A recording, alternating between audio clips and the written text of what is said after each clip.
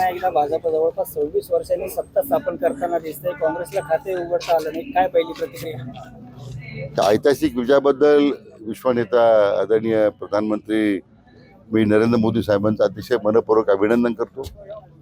आमचे राष्ट्रीय अध्यक्ष JP नड्डाजी यांनी विशेष प्रयत्न या निवडणुकीत केलेत.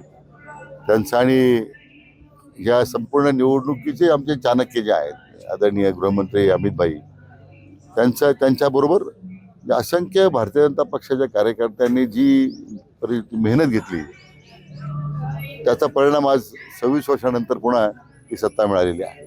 ऐकून जर पाहिलं तर ज्या पद्धतीनं सत्ता आता स्थापन होताना दिसते, कुठेतरी काँग्रेसला मोठा झटका बसला असं वाटतं. या पुन्हा एकदा दिल्लीकरांनी नाकारले. खरं म्हणजे हा जो विजय होता हा विकासाचा वर लोकांनी शिक्कामोर्तब केला आहे. कारण 26 वर्षाच्या केजरीवालांच्या भ्रष्टाचारी कारभार लोक कंटाळी होती आणि केवळ पद्मभूषण अण्णासाहेब हजारेंच्या आंदोलनाचा गैरफायदा घेऊन केजरीवाल सत्तेवर आले.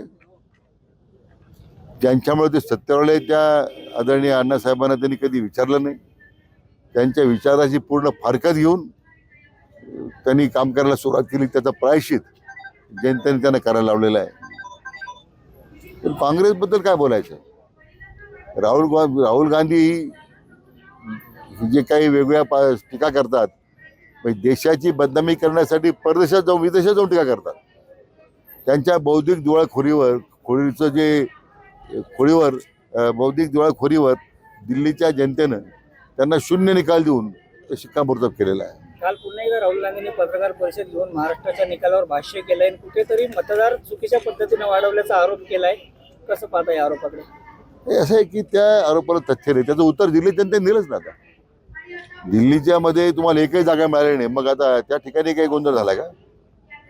मी म्हणणार बौद्धिक दिवाळखोरीचं लक्षण आहे. स्वतःची बौद्धिक क्षमता संपलेली आहे. अशा वेळेला आपण काय करायचं? संजय राऊतांनी सांगितलं की आप आणि काँग्रेस जर एकत्र लढले असते तर निकाल वेगळा असता. असं आहे की म्हणून म्हणलं जसं राहुल गांधींच्या बौद्धिक दिवाळखोरीचं प्रदर्शन पाहायला मिळतं, तर संजय राऊत आम्ही रोज पाहतो.